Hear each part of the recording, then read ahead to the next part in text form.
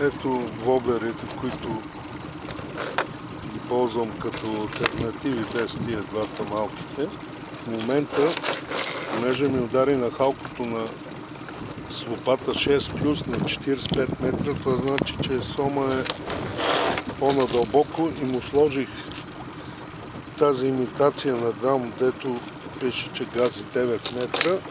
Сложих в Red Head да се доближа максимално до този цвят. На 35 метра го пуснах. Не видя дали ще имам късмет. Много интересно, че това магнум на Рапала, който играе много добре,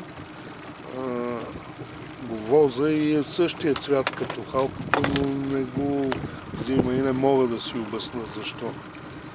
Имам и сливър такъв, и други воблери, и все халкото. Просто му е много по-различна играта.